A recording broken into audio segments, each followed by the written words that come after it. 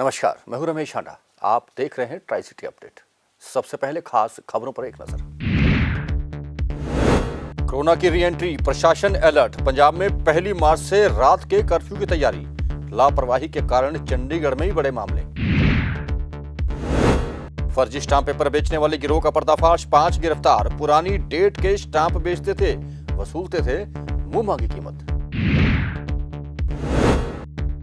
और पगड़ी संभाल जट्टा नामक कार्यक्रम में जुटे कई कलाकार, किसानों का किया समर्थन। और अब खबरें विस्तार से। कोरोना दिन ब दिन एक बार फिर अपने पांव पसारता जा रहा है, जिसे लेकर प्रशासन भी अलर्ट हो गया है। पंजाब के मुख्यमंत्री कैप्टन अमरिंदर सिंह ने ट्वीटर कर सभी डीसीज को यह आदेश दिए हैं कि अगर वो चाहें तो 1 मार्च से कोरोना से बचाव के लिए अपने अपने जिले में रात का कर्फ्यू लगा सकते हैं। आपको बता दें कि मास्क ही वैक्सीन है। बेशक आप वैक्सीन लगवा चुके हैं, लेकिन याद रखें, इस वैक्सीन का असर 2 महीने के बाद होगा। 2 महीने से पहले वैक्सीन लगाने वाले को भी कोरोना हो सकता है। इसका खुलासा किया है सेक्टर 16 के सरकारी अस्पताल के मेडिकल सुपरिटेंडेंट डॉक्टर नागपाल ने।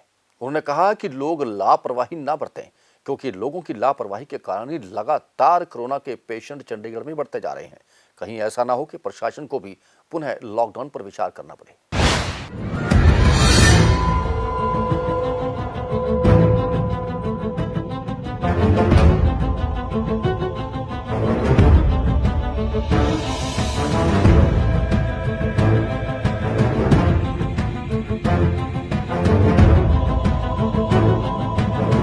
देश में कोरोना महामारी फिर पैर पसारती नजर आ रही है। कई राज्यों में कोविड-19 के मामले तेजी से बढ़ रहे हैं।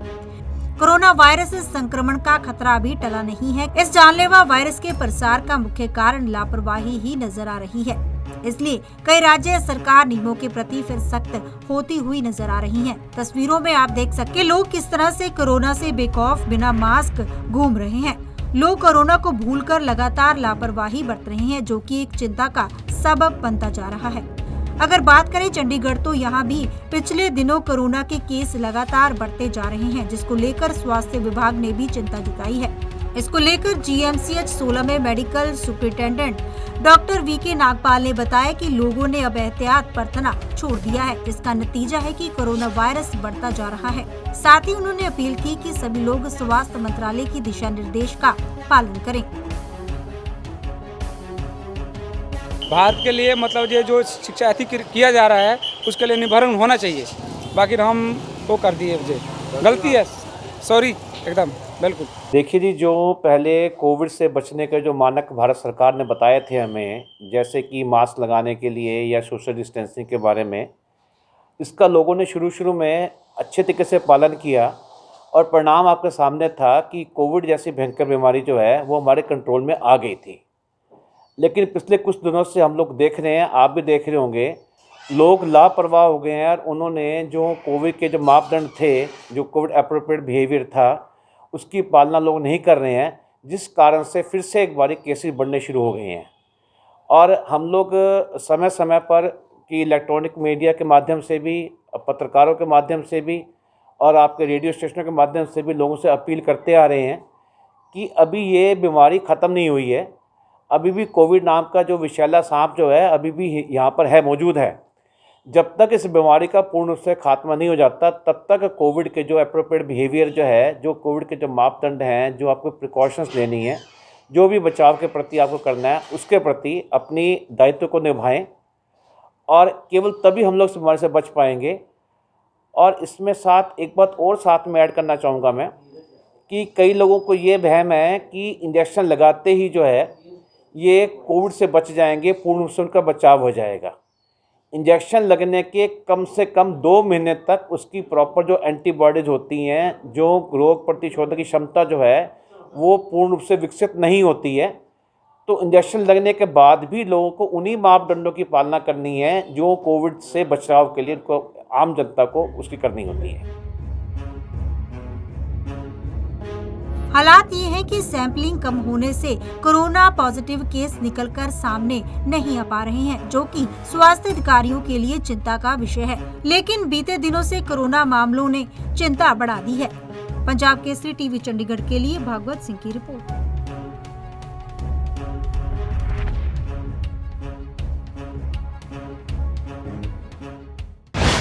किसानों का कृषि कानून को लेकर आंदोलन चरम पर है। इसी आंदोलन के समर्थन में तरह तरह के कार्यक्रमों का आयोजन किया जा रहा है। ऐसा ही एक आयोजन सेक्टर 17 प्लाजा में किया गया। अवसर था शहीद भगत सिंह के चाचा अजीत सिंह के जन्मदिवस का। इस मौके पर पगड़ी संभाल जट्टा नामक कार्यक्रम का आयोजन किया गया, जिसमें कई बड़ा कलाकार शामिल हुए। योगराज सिंह और अन्य कई बड़े पंजाबी फिल्मों के कलाकार भी इस मौके पर मौजूद रहे, जिन्होंने किसानों का एक स्वर में समर्थन किया। उन्होंने कहा कि अब वक्त आ गया है कि किसान को पगड़ी संभालनी होगी। देखो, ਅੱਜ 140ਵਾਂ ਜਨਮ ਦਿਹਾੜਾ ਹੈ ਸਾਡੇ ਚਾਚਾ ਜਿਹੜੇ ਭਗਤ ਸਿੰਘ ਦੇ ਚਾਚਾ ਅਜੀਤ ਸਿੰਘ ਸੀਗੇ। ਉਹ ਬਹੁਤ ਵੱਡੇ ਇਨਕਲਾਬੀ ਸੀ। ਦੇਖੋ, ਬਹੁਤ ਉਮਰ ਉਹਨਾਂ ਨੇ 39 ਸਾਲ ਦੇਸ਼ ਨਿਕਾਲਾ ਕੱਟਿਆ ਤੇ ਫਿਰ ਉਹ ਬਾਅਦ ਵਿੱਚ ਇੱਥੇ ਮੇਰਾ ਖਿਆਲ ਸੰਨ 47 ਚ ਵਾਪਸ ਆਏ, ਮਾਰਚ 47 ਦੇ ਵਿੱਚ। ਤੇ ਉਹਨਾਂ ਦੀ ਬਹੁਤ ਜ਼ਿਆਦਾ ਕੰਟਰੀਬਿਊਸ਼ਨ ਸੀਗੀ। ਉਹਨਾਂ ਦੀ ਖਾਸ ਕੰਟਰੀਬਿਊਸ਼ਨ ਜਿਸ ਨੂੰ ਅੱਜ ਅਸੀਂ ਇੱਥੇ ਮਨਾਉਣ ਲਈ ਇਕੱਠੇ ਹੋਏ ਹਾਂ, ਉਹਨਾਂ ਨੇ ਇੱਕ ਮੂਵਮੈਂਟ ਚਲਾਈ ਸੀ ਜਿਹਦਾ ਨਾਂ ਸੀਗਾ ਪਗੜੀ ਸੰਭਾਲ ਹੋਏ ਜੱਟਾ। ਅਸਲ 'ਚ ਇੱਕ ਗਾਣਾ ਗਾਇਆ ਗਿਆ ਸੀਗਾ ਤੇ ਉਹਦੇ ਵੱਲੋਂ ਦਿਆਲ ਸਾਹਿਬ ਕੋਈ ਸੀਗੇ, ਉਹਨਾਂ ਨੇ ਗਾਣਾ ਗਾਇਆ ਸੀ, ਐਡੀਟਰ ਸੀ ਕਿਸੇ ਅਖਬਾਰ ਦੇ।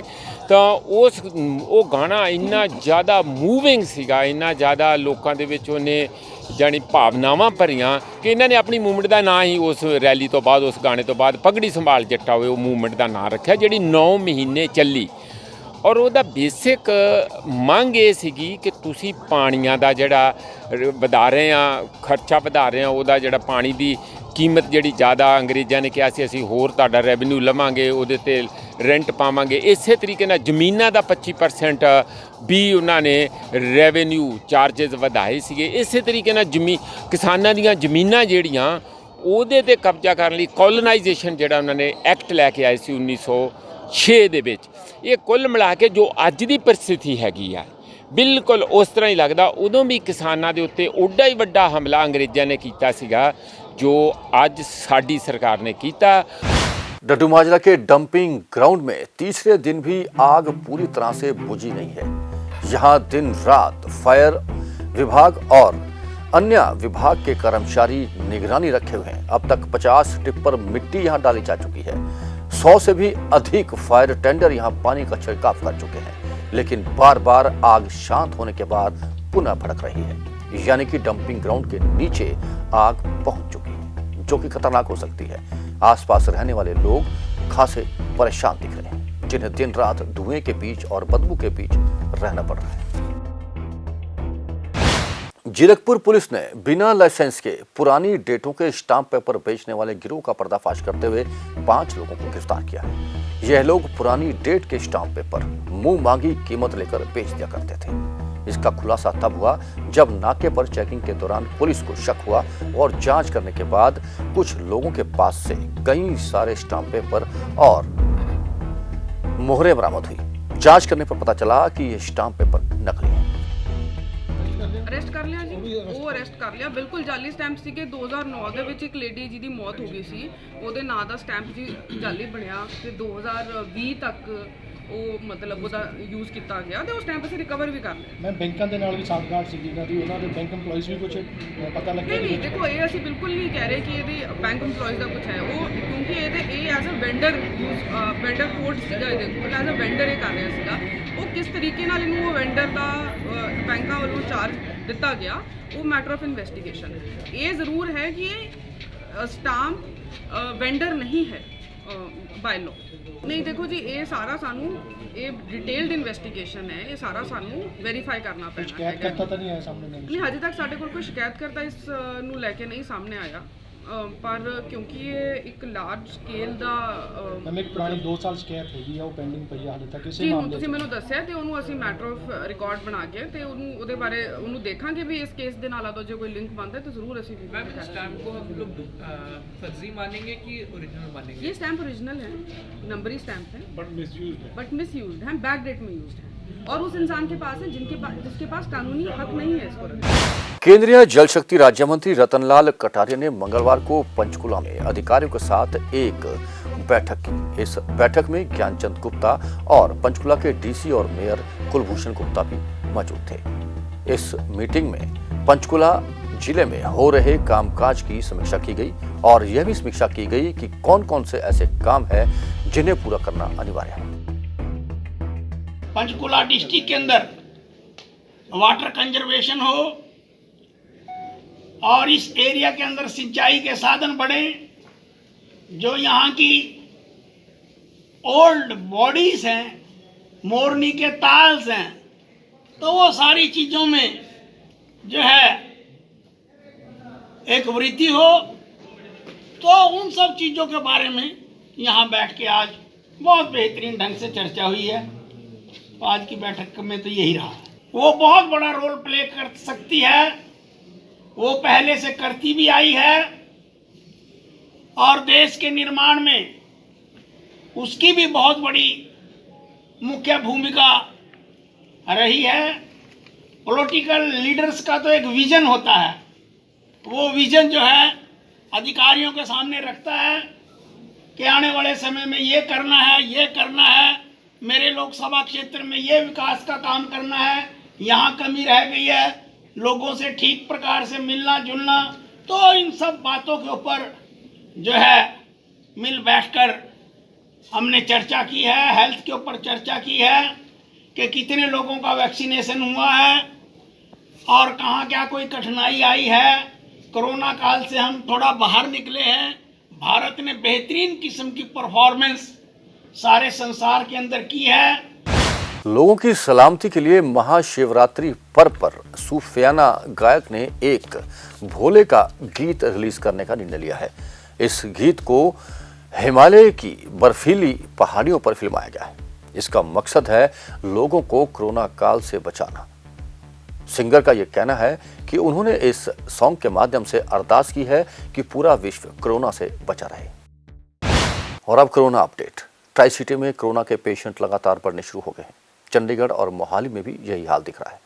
आज चंडीगढ़ में कुल 37 नए मामले आए और मोहाली में 36 नए मामले सामने आए, जबकि पंचकुला में 11 नए मरीज सामने आए। टोटल 84 नए पेशेंट आज सामने आए हैं, लेकिन सुखद यह रहा कि किसी की मौत की सूचना नहीं है। याद रहे, आपको भी अगर कोरोना से बचना है तो लापरवाही छोड़ दें, मास्क पहनकर रखें, सोशल डिस्टेंस बनाकर रखें और बार बार साबुन से हाथ धोते रहें, तभी आप कोरोना से बच पाएंगे। और मौसम की जानकारी। ट्राई सिटी में लगातार तापमान बढ़ता जा रहा है और अब तो पंखे भी चलने शुरू हो गए हैं। आज का अधिकतम तापमान 27.9 डिग्री को पीछे छोड़ते हुए 1 डिग्री और बढ़ गया, जो कि आज 29 डिग्री तक पहुंच गया, जो कि पिछले कल के मुकाबले करीब 2 डिग्री अधिक है। न्यूनतम तापमान भी बढ़कर 13.3 डिग्री सेल्सियस तक पहुंच गया है। मौसम में नमी की मात्रा कम होती जा रही है, जो कि 53% रह गई। आने वाले 24 घंटों में मौसम विभाग का अनुमान है कि मौसम में किसी भी तरह का बदलाव नहीं आएगा। दिन का तापमान बढ़ेगा और रात के तापमान में कोई खास अंतर नहीं आएगा। ट्राई सिटी अपडेट में अब तक के लिए बस इतना ही।